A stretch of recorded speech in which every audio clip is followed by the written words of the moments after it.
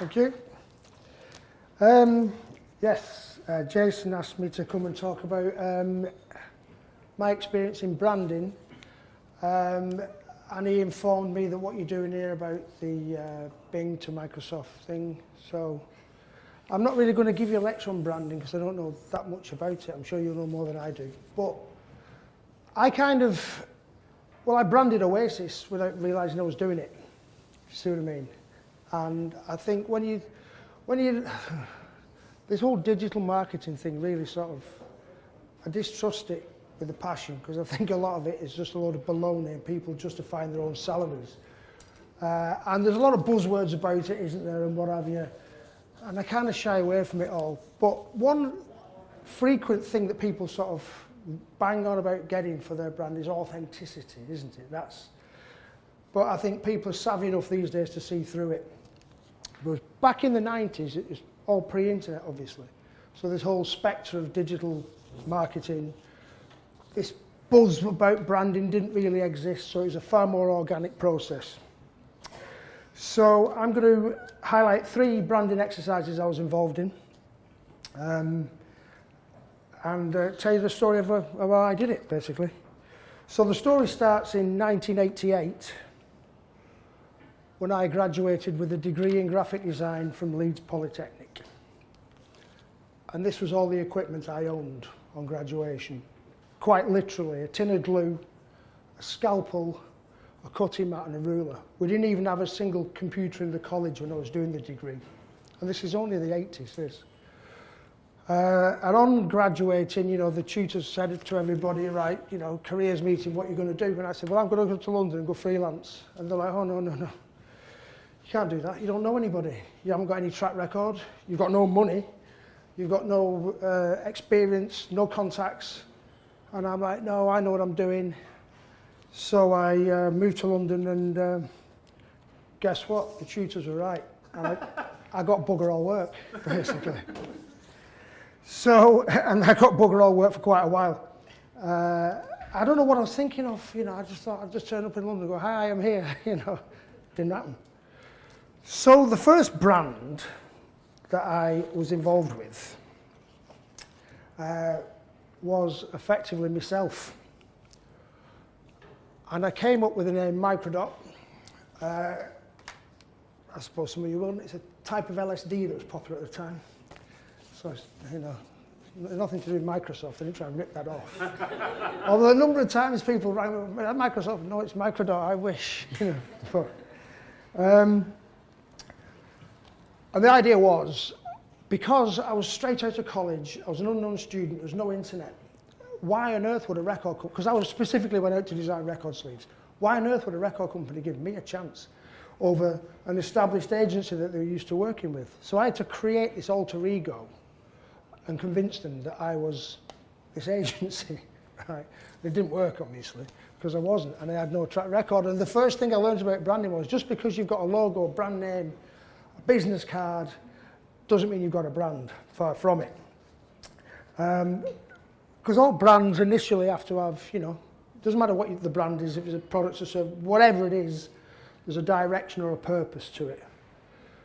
That's the most important thing when you're starting off, isn't it? Because unless you know where you're going, you can never get there, obviously. I knew exactly what I was doing, what I wanted to be. I wanted to be the best sleeve designer for the biggest bands in the world. So that was the direction. And branding is all about perception. I mean, there's very variables in the field, but there's one thing that I think is uniform throughout. Perception. How is your brand perceived? That is precisely why you've rebranded from Bing to Microsoft Ads. Because Bing isn't that rated a brand, and Microsoft clearly is. That's the crux of the matter, isn't it? And the perception of a brand works as follows, I think. That how the brand perceives itself, if that is matched by how your target audience perceives that brand, the closer that is together, the stronger the brand. So if you go back to this time, 1990, my perception of the brand, my brand was, I'm a fantastic sleeve designer and you're not going to get a better job done anywhere else. And my target audience, which was the record companies, was, their perception of my brand was, I was this annoying pest who rang up and didn't have any track record and didn't have a fucking clue what he was talking about. So clearly, it doesn't make for a very strong brand. So I thought I had to go about this a different way. So from being, in 1990, completely unknown, couldn't get work for love nor money, within 4 years, Microdot had become the most sought-after design agency in the world for music-related packaging. How on earth did I do that? A lot of luck was involved, admittedly, but with my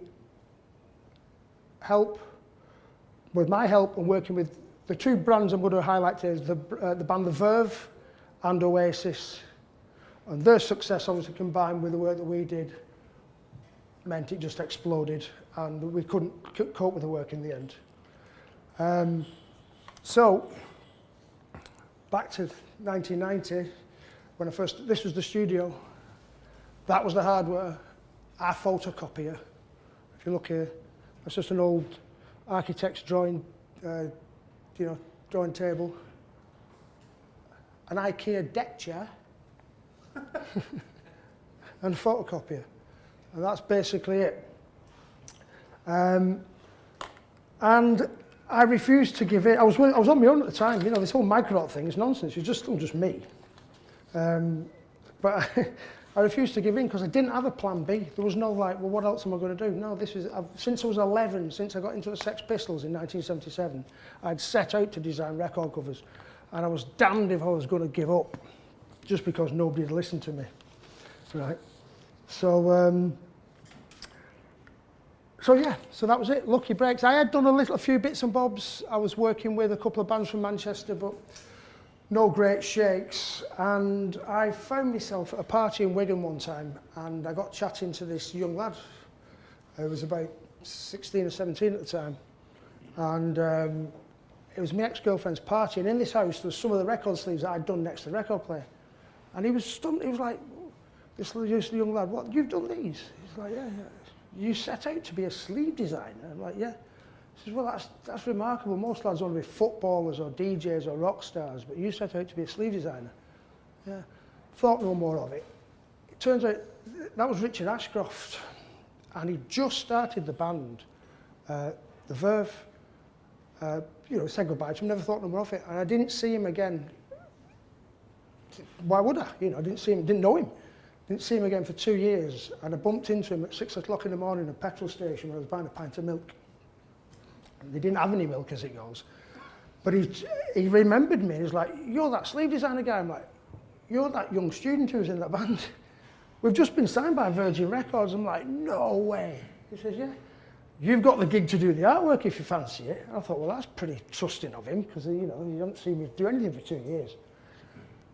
So, back to the power of the brand again, because then he had me get in touch with Virgin Records to set up this meeting. The Virgin Records were horrified by the fact that Richard Ashcroft, the new starlet, the new sign, because this was in the days when record companies used to spend a lot of money on bands. They don't anymore because they haven't got any money. Companies like Microsoft have got all the money these days. Virgin Records doesn't exist pretty much. But they were horrified that, the designer he was suggesting should do all the Verve's artwork was a guy he met at a party in Wigan with no track record whatsoever, who basically ran this fictitious design agency. So I had to go down to London, because we were all based in the north then, and I had this meeting at Virgin's HQ, which isn't far from here, Kensal Green. And I'll never forget it. We're all sat around this boardroom table. They had some big London agency in line to do this hundreds of thousands of pounds investment they put in this band, and I come down and they said, right then, Brian, what's the ideas? Show us the visuals for this, the first release for the band. And that was it. And they were like, where's the presentation? I'm like, well, that's it. Because I'd never had a job. I didn't know anything about presentation techniques. I didn't know how it should be done. As far as I was concerned, I've already spoke to Richard about this. Why am I even here? Do you see what I mean? I didn't understand. And this is where the dynamic changed, and this is why we started getting loads of work in the end, because we cut the record companies out. We changed our target, instead of targeting the record companies, who were supposedly the target audience because they were commissioning design agencies. We just went straight to the bands because, well, for me, they are the client. You know, they are the artist that I'm dressing. Why do I have to deal with some bureaucrat and all this red tape in a record company? When half the time they're talking shit anyway. You know, the logo has to be a certain size and a certain position on the cover. Nonsense. Record sleeves don't sell records. You buy a record because you like the music. I don't believe. And I just thought it made for a worse product in the end. But despite being mocked in that meeting, I think that looked remarkably like the finished single in the end. There it is. Looks just the same, doesn't it? You see what I mean? That little thumbnail sketch, I saw that and I explained it to the band and they were happy to go with it. So this was the beginnings of a relationship with this band. And I work with all the bands like that. And this is how my brand and their brand became intertwined, producing solid work. Important way of working that we developed. We never did anything with Photoshop. Everything is really there. I mean, it's not so remarkable. It's all right. You got a load of furniture and set it all up in Wigan Park and took a picture. But you'll see other examples of stuff that really are quite incredible, I think, for burning. We had no budgets as well. There was hardly any money to do this. Everybody just mucked in and did it for nothing because they were way off selling any records at this point. But one thing we did do, and this was important, regardless of the size of the projects or the size of the budget, research and preparation that went into it. So there's Richard in the same location. A couple of weeks beforehand, we'd test everything, and you got to burn it because nothing was shot digitally, it's all on film. So you didn't know what you were getting there and then. So you had to know, it had to be precisely researched, everything that we did. So by this time, Virgin Records have chilled out. They're like, okay, you can do the job. So we're off now. We're away. We've got them off our backs. The second single for the band, and if you look at that, none of that is done in Photoshop. That neon sign, which is about that big, really is lit. See those two white cables? They're off to a generator out the shot, like a petrol generator, powering it. See how blue the water is? I'm about 100 yards up the stream with a dustbin full of blue food colouring. No word of a lie. Dyed the river blue. And those four figures on the distant hillside, that actually is the Verve up there. None of it done in Photoshop, all real, all one shot. And if you're talking about building, the Verve, I would say they were a band's band. Other bands thought they were cool. They weren't commercially very viable at that point. They didn't sell necessarily loads of records, but loads of other bands thought they were cool. And we were getting a reputation of being, you know, the real value for money designers, really going the extra mile. Because we didn't want to get paid the same amount of money for doing that as we would have done had we just been given an image and I just stuck it all together, you know. But it was a pure passion, you know, because I was banging to the band as well, that we came up with stuff like this. And so the band started to notice it, and then the ball really started rolling. And you should prove that's a neon sign. We dropped it at the end of the shoot and smashed it into bits. So that was that. Single after that. That's shot on a beach near Liverpool, just in between Southport and Liverpool, despite looking like it could be in the Bahamas. But again, this looks like a real serene shot here, but you can see the sun's in the distance, yet there's light on this here. We had a big, you know, it's not like nowadays everything's more mobile, and we had, you know, you're carrying generators over sand dunes just to get there to light this thing on the beach. And another thing you'll notice, on every sleeve so far, the logo's been different, which is kind of the biggest no-no going in terms of branding, especially for a brand that's not already established. But I kind of nicked that idea. I don't know if you've heard of a Canadian rock band called Rush. You'll have heard of them, haven't you, Jason? If you look back at their albums, they did that. They were massive, man. They could have got away with it. But I just thought it was a really interesting strategy, and I just thought it suited these lot, because every record was so different to the previous one. The kind of branding rules went out of it. You know, the record company, to be fair to them, they were cooler on board with this. And I would have known other companies that just wouldn't have had it. What, you're not going to put the title of the record on the front of the record? That's just insane. No, you know, no. Another point to brand building, that the best brands are run as almost like creative dictatorships. None of this decision by committee is the biggest enemy to creativity. You've got 20 people, none of whom know really what they're talking about, all arguing about the colour of a certain font. You end up spending a fortune and you don't get anywhere with it. You just need one body who's running it, saying, oh, this is what we're doing. Perhaps that's a little extreme, but you know the point I'm getting at. You know, I think the more focused everything is, the better the outcome is inevitably bound to be. Onto the album. You see, you'll often see sort of really peculiar colours in these shots. They are not done in Photoshop. They were all shot on film and done via a method called cross-processing, whereby you'd shoot it onto negatives and then process it as slides, and so it goes through the incorrect chemical process, and that's what will give us these effects. But those, you know, those metal letters really are on fire. I had them made by a steel fabricator, then we clad them in this material like fire jugglers use, doused them with paraffin and set fire to it, which meant that we took about 8 shots in the end, because once that paraffin had got out, the cave filled with smoke, and it was a very still day, and it took about an hour for it to clear out before we could shoot the next shot. But talking about, you know, I came into this as a fan. I would design record sleeves, having been a lad who bought records back in the day. So I always thought, giving the fans a bit more for the money. So this was the front of the first album.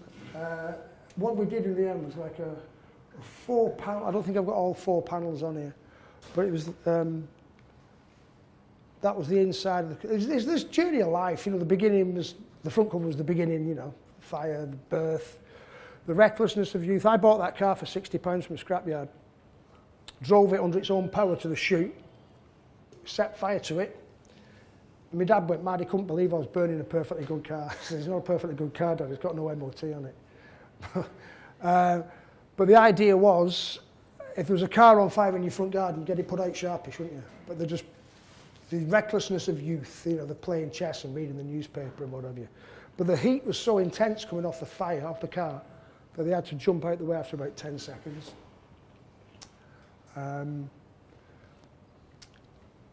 Up until then, I hadn't really put any titles on anything by this lot. But they'd split up for a while, and they'd come back, and they almost felt to me like they were a different band. Well, looking at them, this is a much darker looking vibe, I thought, than before. This is the favourite record of mine, but this was actually, we just didn't have to do this. This would have been relatively easy to do in Photoshop. But that's a 40-foot projection on a wall. You know, that's a door in the, he's actually that's one shot. The guy's walking through the door as we're projecting on it. You can see, like, you know, a pipe running through his nose there. And it was just amazing, you know, stood in a room and just like, whoa, that in front of you.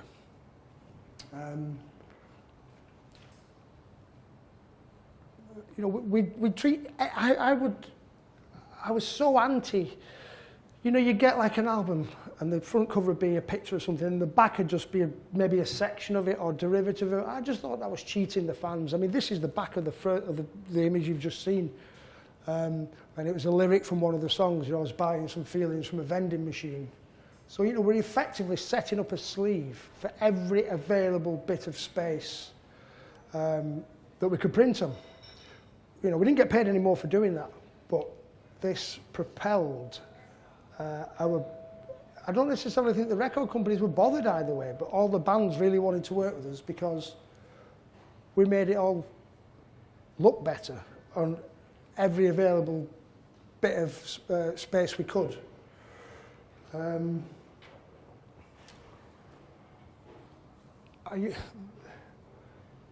This was the only one that's kind of done on the fly. You know, this was about 20 minutes. That's screen printed onto that board around his neck. But all the rest, we'd done meticulous test shots, going there, you know, researching locations. That we knew the area, just went straight in and out.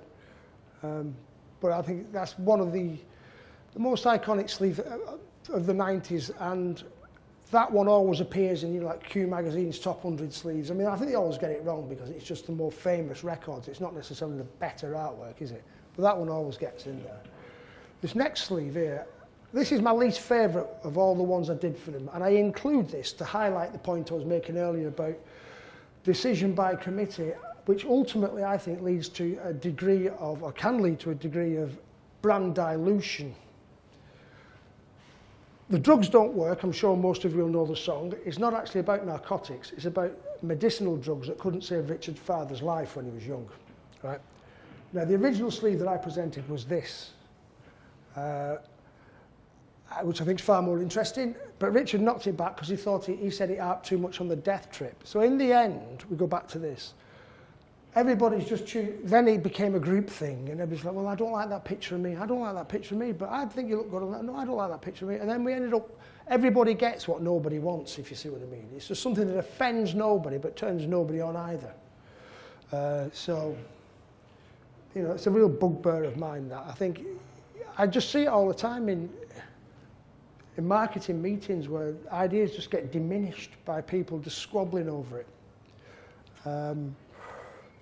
So by this point we're doing all right, you know. My mother doesn't need to send me food parcels anymore, which she was doing at the beginning of the process. I mean, you know, I was 25 years of age and my mum's sending me food. It was a bit embarrassing, really. But by this point I could afford to buy my own dinner. And the next lucky break was I bought these Adidas trainers in Rome, and you couldn't buy them in England. They were very, very rare.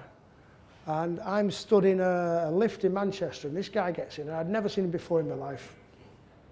Didn't know who he was. And he's sort of checking me out, and I'm wearing these shoes, and the first thing he said to me was, all right, I put my hands up, where the fuck did you get them trainers from? And that's how I met him. Quite literally, and we just had a 2-minute conversation in the lift. He said, I've seen you around. He worked in the same building. What do you do? So it was 1991. This. I said, I'm designing designing record sleeves, or trying to. You know, I'm just getting going. He said, what have you done? I mentioned the Verve stuff. He's like, no way, I've seen those. I like them. Doors open in the lift. He gets out. When my band gets signed, because Oasis weren't signed then, obviously, I want you to do the artwork. And lo and behold, he, true to his word, he got us in. And they got signed in '93. Didn't have a record out till the following year.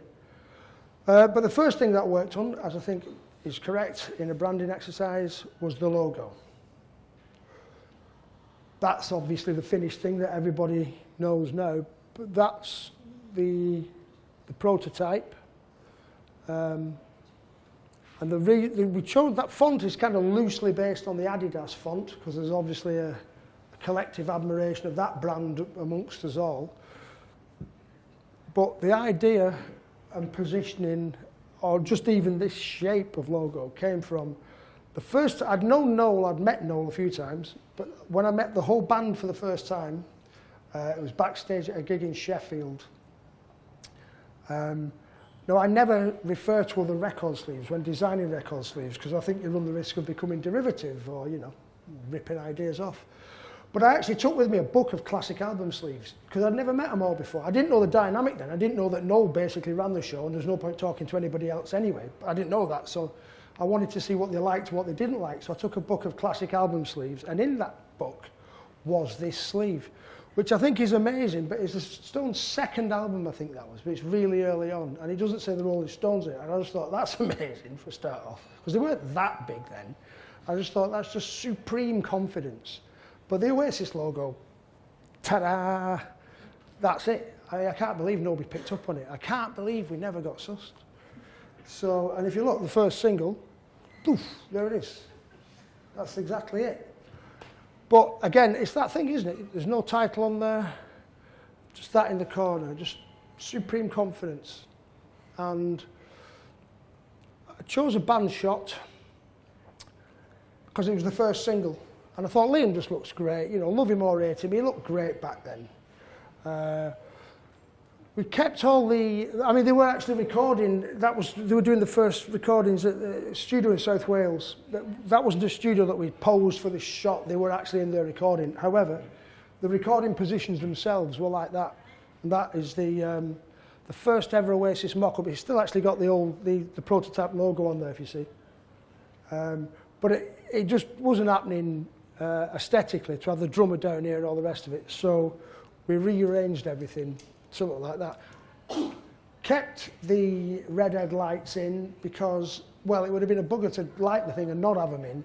And I just thought it just added more to the reality of the situation. You know, we're not trying to kid anybody here that, you know, this is them in a studio recording their record. First record. I mean, it's difficult to imagine a world without Oasis now, isn't it? But that was the first record they ever released. And my only, I mean, I'm being super picky here now, but if I was to do it again, that logo is perhaps 25% too small. And it niggles me to this day. It should just be about that big, and it should be up there. But other than that, I'm happy with it. So yeah, that's that. Then we did everything for him in the 90s. So there's a few more singles before we got to the first album. We definitely maybe, we decided we'd title the albums but not the singles. And I used, it's my handwriting, that just, you know, a bit informal really. But the idea, it's like an anti-band shot, isn't it? The idea is they're having their album, the picture took for their album, and they're not even looking at, they're watching the telly. That's the idea. And I kind of based this on there's a Beatles album called Oldies But Goldies, and the back cover of it, there's a shot of them in a dressing room in Japan. It's nothing like that, but it's the same vibe. They're being photographed, but you wouldn't know the camera was there by looking at them. But it's not, we didn't just turn up and, it's Bonehead's house, you know, it's one of their houses, so it's not like we're hired anywhere in again. And it's remarkably posed. I was in that room a fortnight before and sat in every position being photographed. And then I got a sheet of tracing paper and traced myself off and then built up the composition. There's actually the original stuff that went off to the printers for the logo. But a very young looking me sat there, but that's what we did. We just shot myself in. So basically, it's that thing again. We didn't want to turn up on the day and think, oh, what are we doing here? You know, we knew exactly what was happening before the first frame was exposed. This next one, it's got my mum and dad in it. This is probably my favourite one of those that I did. It was the first number one.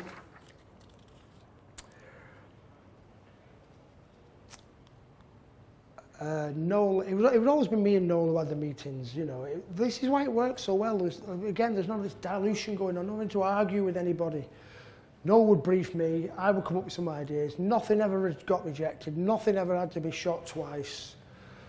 You know, the brand values were the same, you know, there's just that logo. It's like, there's a girl on Twitter called Latest Oasis, there's tons of fan sites obviously, and every day she just does a track of the day and she picks an Oasis song and she makes up her own sleeves. And she contacted me, she said, I hope you don't mind me doing this. Of course I don't mind, I think it's great. And what she'll do is just take a random picture of whatever it might be that she thinks is associated with the song and sticks that Oasis logo in.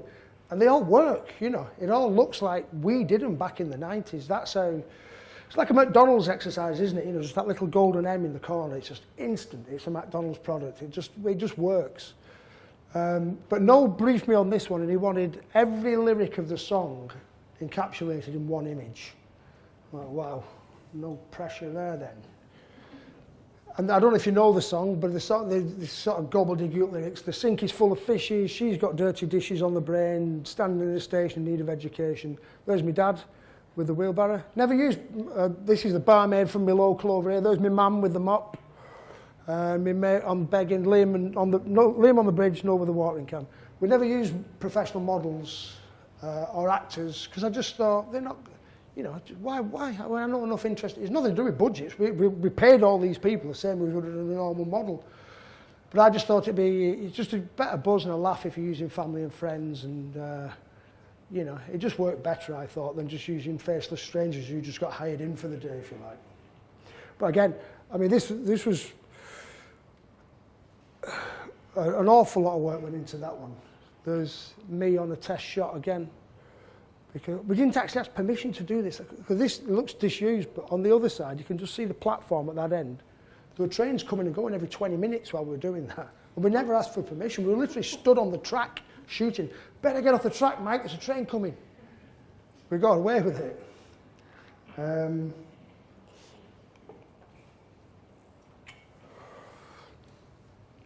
Again, you know, it's just, it could almost be an image of anything. It's so tight, that branding, isn't it? You know, it just works on everything. This one was shot on the beach in Weston-super-Mare in Somerset, because it was the closest beach to Glastonbury where they were playing that weekend. You know, that's how tight the schedule was. We had to factor that in to what we were doing, because, you know, the night before they might have been in Denmark or something. So, you know, we had to have them, you've got them for 2 hours while we do this shoot, and then they're off to do Glastonbury. Again, cross-processed, but of course, Weston-super-Mare isn't orange. It doesn't really look like that, but there's no photoshopping going on. That's what it looked like. That's just like a standard shot, if you like. But with the cross-processing, and look at that as well. It looks like we've just got the beach to ourselves. There's hundreds of people at the end watching us all from one side. And I think it was the hottest day of the year as well. They're all sat there in duffel coats. But we went down to do test shots weeks before, and it was lashing down. I thought, we've only got them here for 2 hours. If it's pouring down with rain, we're literally going to have to shoot them in the rain. But we got away with it.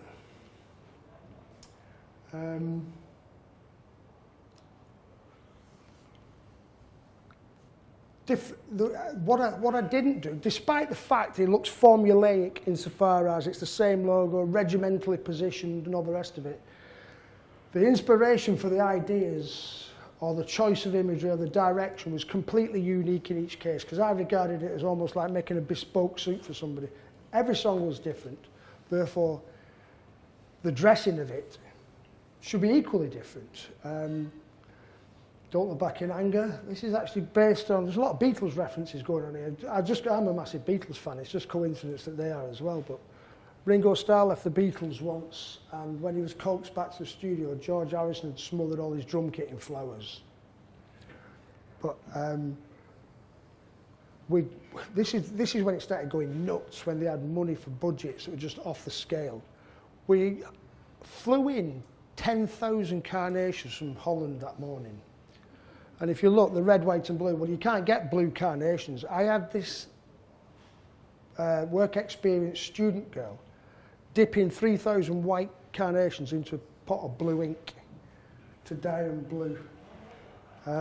That's what it looked like before we started doing the flowers. And then at the end of the day, see, look at those blue carnations. They look amazing, I think. We all ended up with hundreds of carnations to take home to our girlfriends. Great fun. Talking of inspiration, like I said to you, I never refer to other sleeves. A lot of it was actually fine art that I might have been interested in at any given point. And the sleeve for Wonderwall was based on a painting by the Belgian surrealist René Magritte, with his image through an image. To get it, you know, it's a loose association, but I think that's where that idea came from. Like I said, we did everything for them in the 90s. The last album, the studio album they did was in 97, so this was shot in 97. There's me dad again. He's on more Oasis sleeves than anybody other than Noel Gallagher. He's 94 next week. He's still going, my dad. He's still with us. We're going to spend the weekend with him this weekend.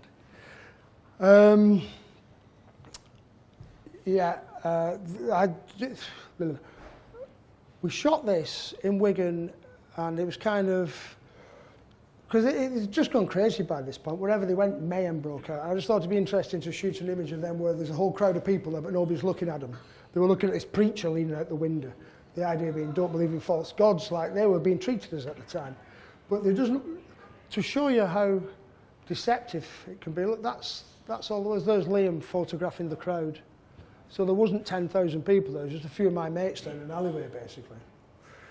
And I've saved this one to the last. It was the last album of Verve's that I did. I mean, I did a B-sides compilation after this, but the last studio album, this was it. And I'd saved this to the last. I did do some stuff for them after, but this is the last in the case study, if you like, because this just highlights that it was only 6 years previously I could not get any work anywhere. And by this point, Creation Records via Sony gave me £75,000 to do this album. I didn't get all the money myself, obviously. But I can't think of a more expensive record sleeve ever in the history of sleeves. If anybody can think of one, I'd love to hear it. But that just shows that the strength of my brand had grown to the point where they trusted me with that kind of money to do something like this. Now, everybody presumes that that Rolls Royce is photoshopped in that pool. No, it's not. It didn't have any, it's not as mad as it seems. It was from a scrapyard. There was no engine in it. But that's still, it looks incredible, that, doesn't it? And there's, on this neck frame here, you can just see, that's Noel Gallagher in the red jacket. Even he's like going, what the fuck have we done here? Because if you look at this, you can't really see it there, but on that, it's just some old tyres and a box holding it up. Health and safety would have gone berserk if they'd have seen us doing this. But yeah, so that's basically how we had gone from nothing to working with the biggest band in the world, doing the biggest record sleeves like I'd set out to do, and at the same time establishing their brands and many others along the way, which can be seen via my socials and such like. So there's the contact details, and if anybody's got any questions, I'll have a chat with you now if you like. But that's my presentation over. Thank you. Ryan, thank you. That was fantastic. You didn't tell the story about whose mansion that was, and that you were about sleeping there overnight hearing the creaking. The creaking? But you didn't know if the structure was going to hold. Oh, that's right. Yeah, when we were there, this was the building. Look at that. There was actually a golf hotel in Hertfordshire near Tring, but it was formerly owned by a guy called Victor Lowndes, who was the European head of the Playboy organisation. So this place was the venue for mad wild parties, which was kind of fitting for this. But I was in this. That was my room. We stayed there for the night, and once we put the car in the pool on this precarious, I can't believe that held it up. We obviously took the scaffolding thing off, the crane, whatever you call it, off, and then filled the pool back up with water. And I didn't get any sleep that night because I could hear the thing creaking as any wind blew it. And I thought, if it goes over, that's it. We've had it. We can't do it again. But it held. Oh, and in filling the pool with water, nobody could flush the toilet in the village for 2 days. We took up all the village's water for 2 days. It's true that. So that's it. And there you go. Any questions?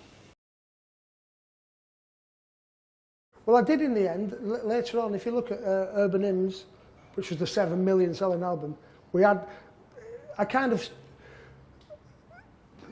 show everything that I'd done for the Verve. It was like kind of, there was an overlap point when I got involved with Oasis as well, and they went in 2 different directions. But in the latter stages of the Verve's development, it was more rigid because I just thought it merited it at that point. But in the early days, it was much more fluid and it wasn't necessarily nailed down to any particular direction. Do you know what I mean?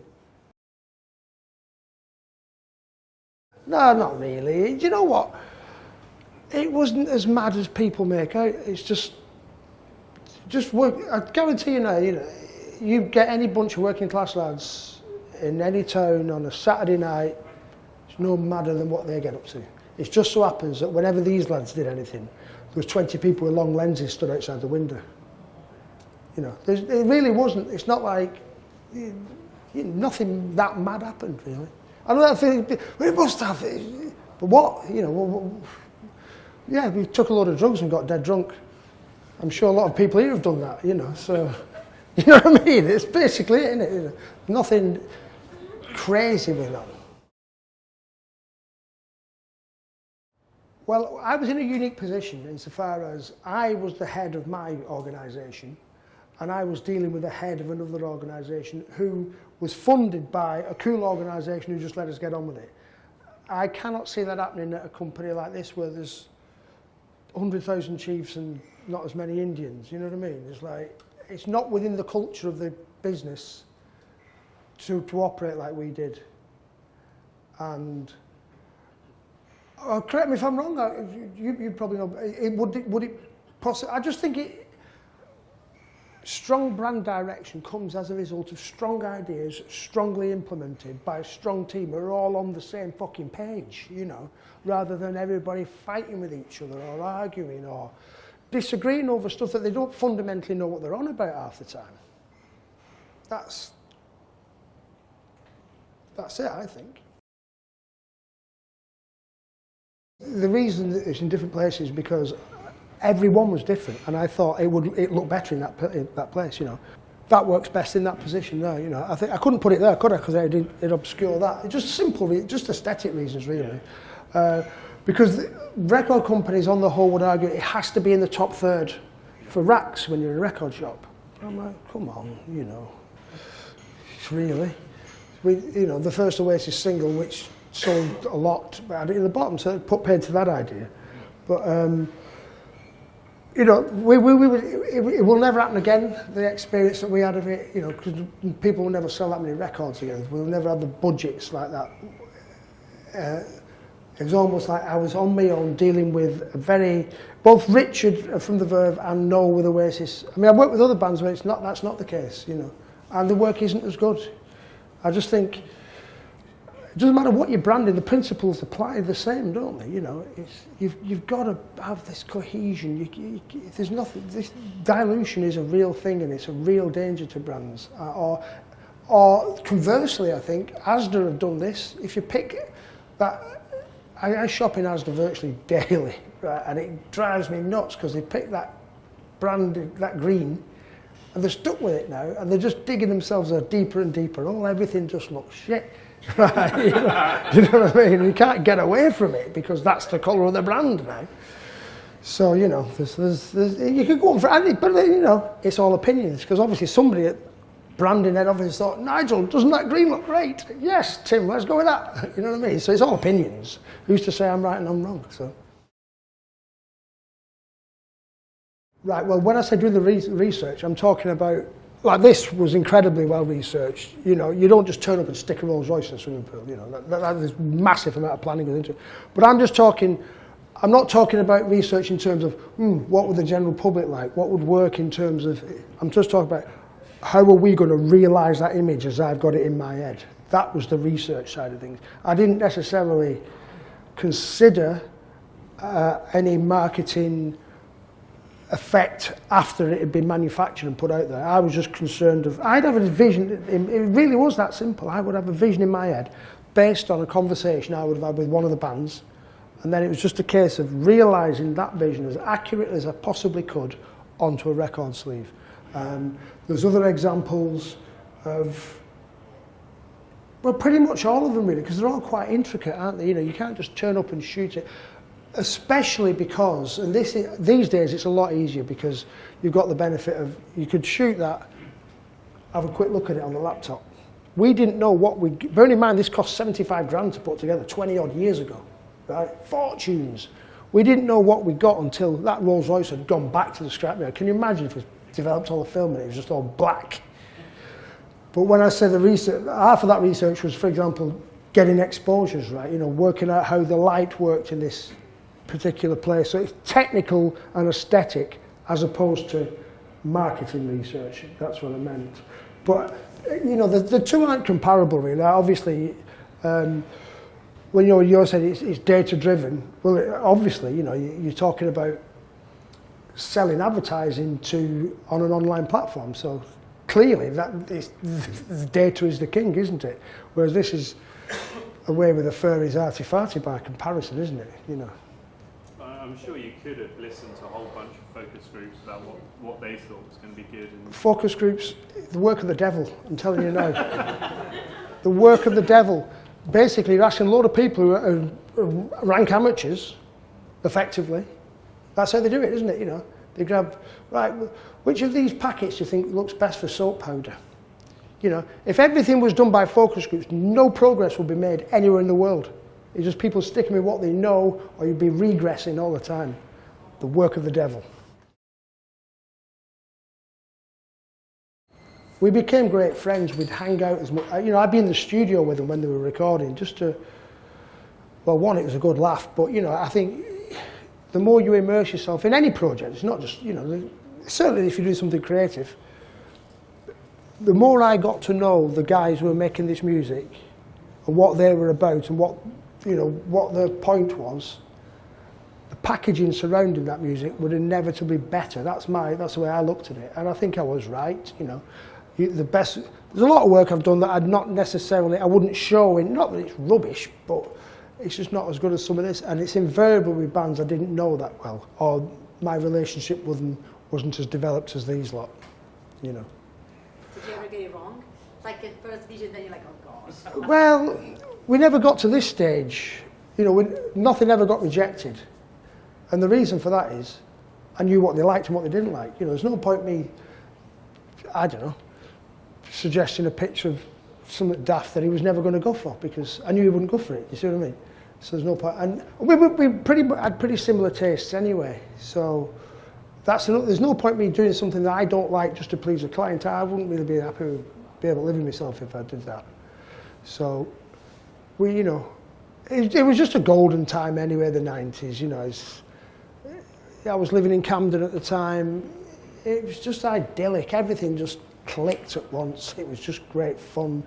And we were lucky insofar as I was working with the biggest bands, so money was no object. Not that we took the piss, you know, we didn't do things for the sake of spending money, although you might think so looking at that.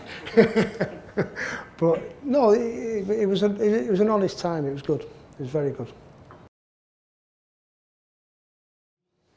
My favourite two sleeves, Pink Floyd, Gumma. Have you ever seen that?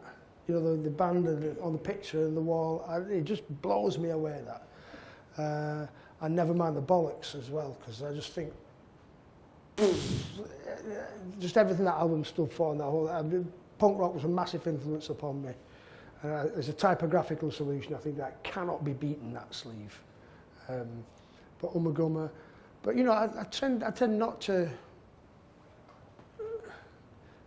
was there anyone who inspired you? Was there like New Order covers? No, Sex Pistols, Jamie Reid. When I was 11, I thought, wow, that's it. This is what I want to do. Well, I picked up a guitar first, and I couldn't play it. I didn't have the patience. So I thought, as a kid, I'd always been into drawing, and my dad, who was a coal miner, funnily enough, and never made a penny, he was a fantastic illustrator. So you've got to bear in mind that when I went to do my degree in the 80s. You sound like you're a northerner. Where are you from? Newcastle. No, that's north, isn't it? Yeah. When I was 19, 18 in Wigan in the 1980s, it wasn't the norm that working class lads would go to college and do an arts degree. It was unusual, you know. These days, they're throwing degrees around like confetti, I think. But back then, it was unusual. And strangely enough, they were free back then as well. I got a full grant because my parents had low income, and there was no tuition fees, yet nobody took it up. Now it costs you an arm and a leg. Everybody's doing it. It don't make any sense, does it? But that came about as a result of, I came from a family whereby, even though my dad was a working guy working in a coal mine, he championed my doing something creative because he never had the opportunity either. He was an incredible illustrator, but he couldn't do nothing with it. So that's how I got into it, really. I was blown away by punk, but didn't have the patience to play guitar, so the rock star idea went out the window. So I kind of picked up, I thought, oh, well, I know what I'll do. I'll marry my love of art with this music, and I'll design record sleeves, which I think is pretty futuristic for an 11-year-old kid, really. But that's what I did. That's basically it. And I just went on a one-man mission, you know. It's back to that brand thing again, isn't it? The best brands have the best vision, you know. If you know what you're doing, it's easier to get to that point rather than, oh, what we're doing here, you know.